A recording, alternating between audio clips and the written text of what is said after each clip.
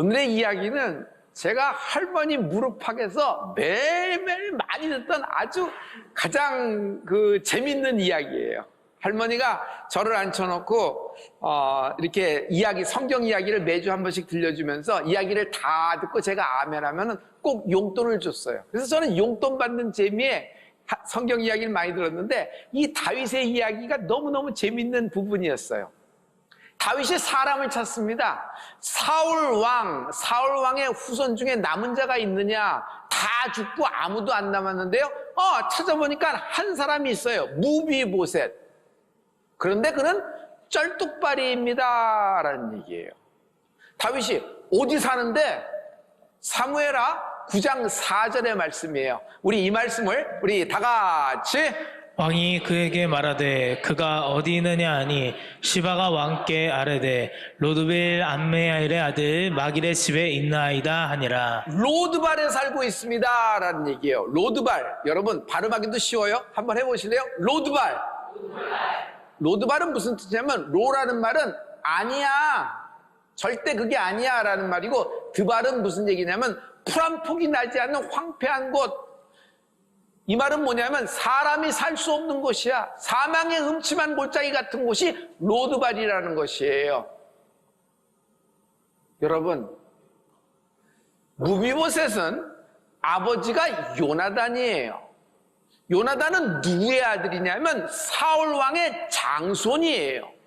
사울왕의 장손이면 왕이 즉위순위, 왕세자예요.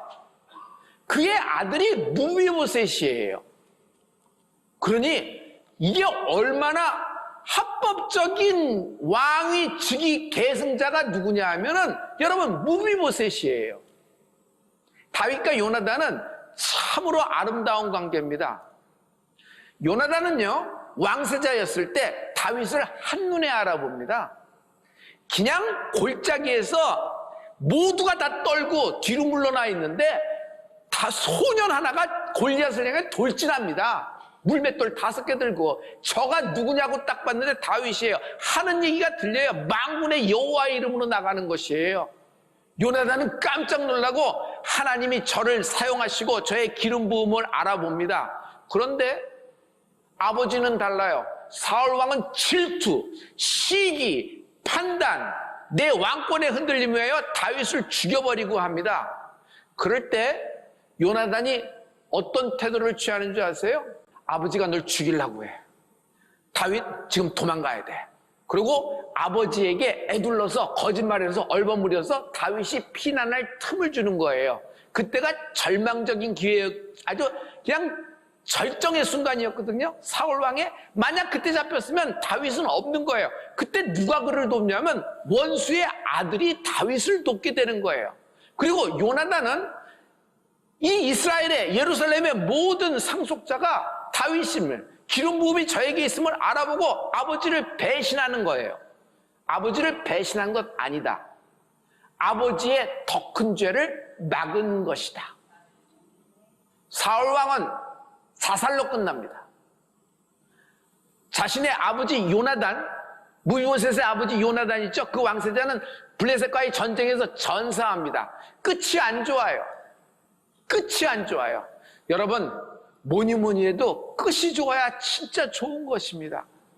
기름 부음이 있는 사람은 만남의 축복이 있다. My story of miracle always comes with somebody. 제가 참 좋아하는 문장이거든요. 만남의 축복. 나의 모든 하나님의 기적과 하나님의 이적 풀림은 모두 다 하나님이 보내신 축복의 사람을 통하여 시작된 것입니다. 여러분, 다윗은 요나단을 참 서로 잘 만난 거예요. 서로 잘 만난 거예요. 어떤 일이 생겼죠? 원수의 목전에서 하나님이 다윗에게 상을 베풀어 주셨어요. 그리고 내 잔이 넘치나이다. 자기마다 인생마다 그릇이 있고 잔이 있어요. 여러분, 그 가족에도 잔이라는 것이 있어요.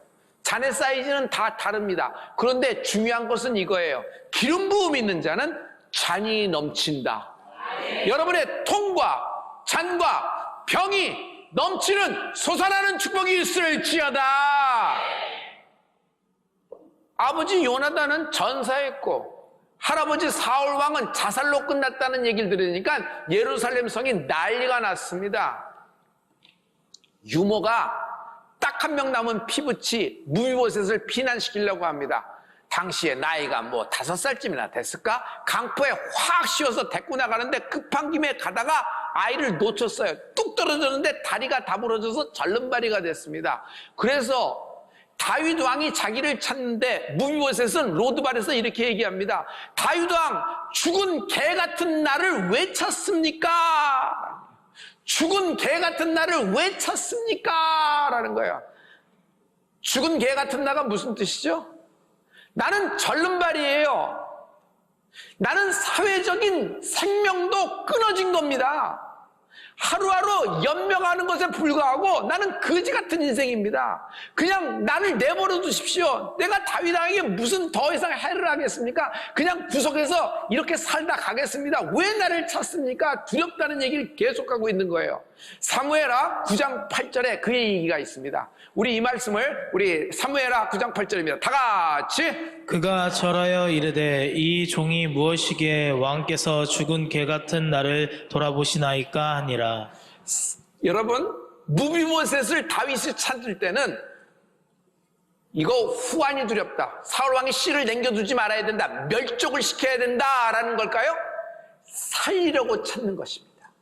하나님이 오늘 내 이름을 부르실 때는 칼을 들고 채찍을 들고 그냥 엄청나게 뜨거운 화염불, 그냥 지옥불을 들고 나를 찾는 것이 아니라 나를 살리시는 하나님의 초청에 응하는 은혜가 있을지어다.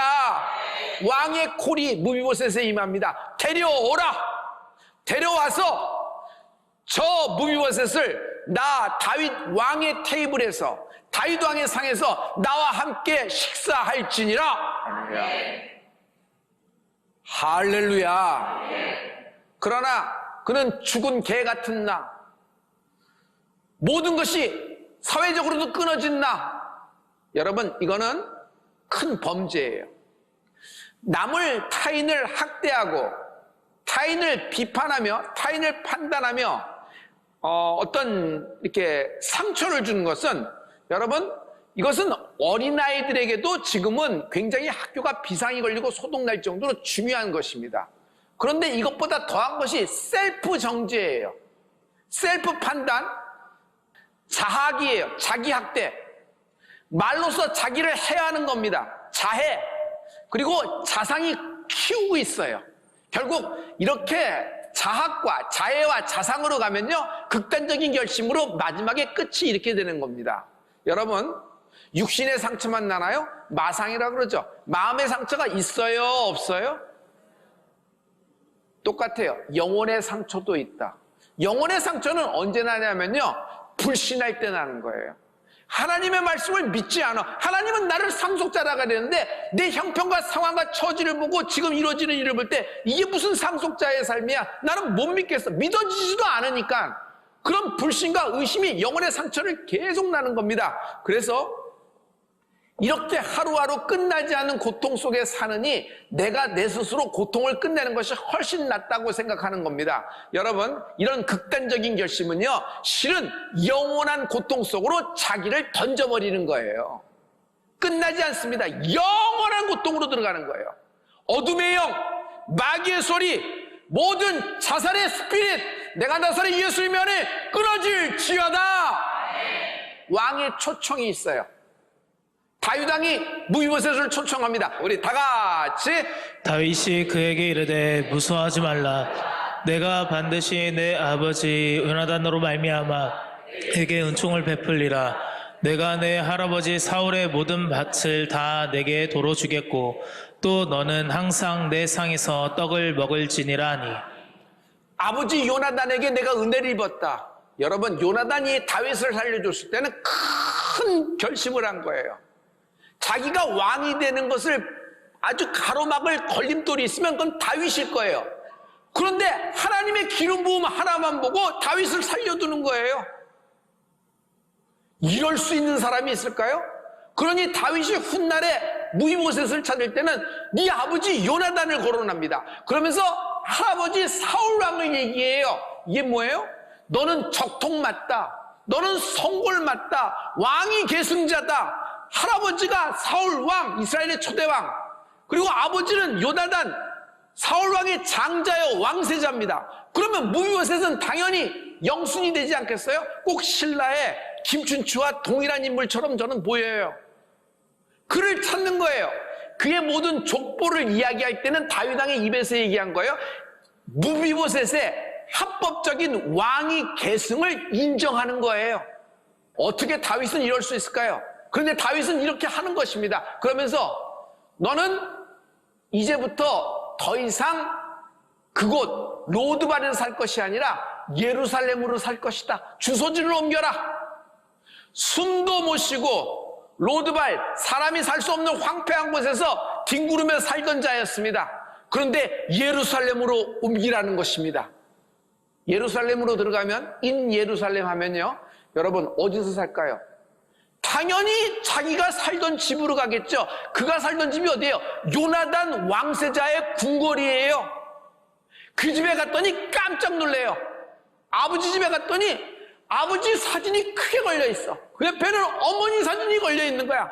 자기는 기억도 없는데 이제 어머니 얼굴을 보는데 그 옆에 큰 그림으로 있는데, 자기가 강포에 쌓였을 때 100일 사진쯤 됐을까? 어머니하고 아버지 요나단 왕세자 비가 자기를 안고 있는 초상화 같은 그림이 크게 걸려 있는 겁니다. 저것이 뭐냐 그랬더니 자기가 타던 유모차에 저 방에서 태어났대. 사람들이 확 하고 같이 몰려듭니다. 누군가 봤더니 유모와 자기가 어렸을 때 자기를 돌봐줬던 하인들, 아버지에게 충성했던 사람들이 다 몰려와서 글을 다시 서브하기 시작을 하는 것입니다. 그런데 더 기가 막힌 것이 있어요. 할아버지가 소유한 모든 밭, 여러분, 할아버지가 소유한 모든 땅, 그의 소유가 됐던 것을 누구에게 갈 예정됐어요? 왕세자 요나단에게 가야 되잖아요. 근데 왕세자 요나단이 없으니까 그의 아들 무비보셋에게 상속하라고 다윗이 인정을 하는 것이에요. 할렐루야! 할렐루야! 킥이 있다. 이 이야기에는 킥이 있다. 우리 교회 식당 이름이 킹스테이블인 거 아세요? 여러분, 오늘 식사할 때 왕의 상에서 그와 함께 더불어 먹고 마시는 축복이 있을지어다. 하나님의 자녀된 권세예요. 상속자에게 주시는 하나님의 특권이란 말이에요. 할렐루야. 그런데 거기 뭐라고요? always, 항상. 한 끼, 분기별로 한 번씩 와. 이게 아니에요. 항상 먹어요. 아닌 게 아니라 천적들이 많잖아요. 저거 화근입니다. 저러다 마음 잘못 먹으면 이거 뒤집어질 수 있습니다. 죽여야 됩니다. 잘못된 충성심으로 여러 가지 얘기가 다윗에게 많이 들어갈 수 있었는데, 뭐 매일 왕자 틈에 있어서 같이 다윗하고 식사하니 다른 얘기, 다른 소스가 들어올 길이 없어요. 완전히 차단이 된 것이에요. 그러나 무비보셋은 두 발을 다 절더라. 앞에는 쩔뚝발이었는데 두 발을 다 절더라. 다시 한번 마지막에 강조하는 성경의 의미는 뭘까요? 그는 육신적인 절름발이었다. 그러나 두 발을 전다는 것은 영의 절름발이기도 했다. 왕의 상에서 식사를 하고 모든 소유권, 모든 상속이 자기에게 이루어지고, 그리고 아버지의 궁에서 다시 살 수 있음에도 불구하고, 예루살렘 했음에도 불구하고 아직 영은 로드발이에요. 믿질 않아. 다윗의 말이 믿어지지 않고 불안해. 하루하루가 가시방석 같아. 언제 저러다가 내 목을 칠지 모른다는 생각이 있어 두 발을 다 저는 거예요. 사랑하는 성도 여러분, 어떻게 내가 나를 증명하나요? 내 업적과 실적과 매출과 내 졸업장과 내 학교와 내가 갖고 있는 인력풀, 내가 아는 전화번호, 내가 누구하고 대화했다가 이것이 나의 힘이고 나를 증명할까요? 절대로 그렇지 않아요. 그것이 화근이 된다는 건 오히려 더 잘 알잖아요. 우리에게 나를 증명할 수 있는 유일한 길이 있어요. 내가 하나님의 자녀임을 증명할 수 있는 유일한 길이 있어요. 성령님이 나를 증명하신다. 하나님이 나를 증거하신다. 그러므로 하나님 말씀이 믿어지는 축복이 있을지어다. 비록 죽은 개 같은 인생이라고 할지라도 무비보셋은 하나님의 상속자였어요. 상속자에겐 힘이 있다. 상속이라는 것은 계시 시점이라는 것이 있어요. 무비보셋에게 오늘 떠내려갔던, 사라졌던, 없어졌던 정말 지독히 비참한 운명의 그런 것을 타고났다고 생각하는 무비보셋 아니었겠어요?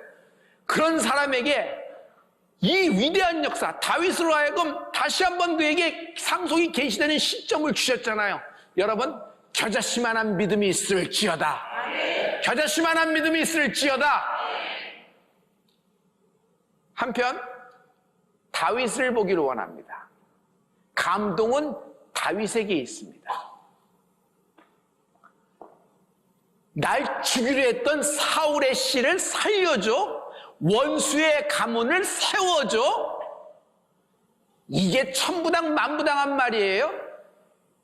그냥 이렇게 자기가 성군인 걸 나타내기 위해서 무비보셋 이렇게 먹고 살도록 이렇게 좀 해주고 그거 올 사또 보고 그래도 잘 지켜. 언제 어떻게 될지 몰라. 그리고 이쯤 돼서 1년쯤 되면 쥐도새도 없애 끝내버려. 이렇게 얘기하면 되는 거예요.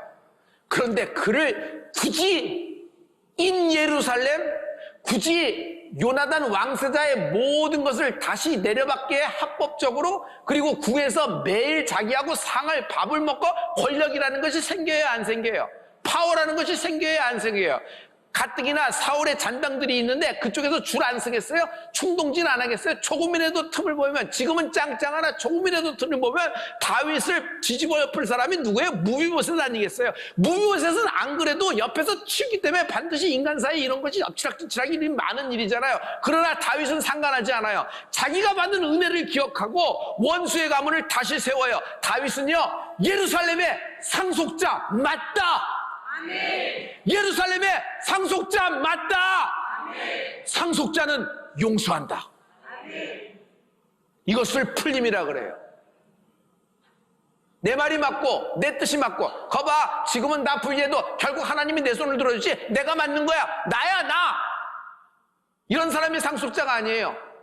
이게 승리도 아니에요. 이치 따져서, 그래서 이거 구절절 이렇게 해서 다 대입해서 왜요?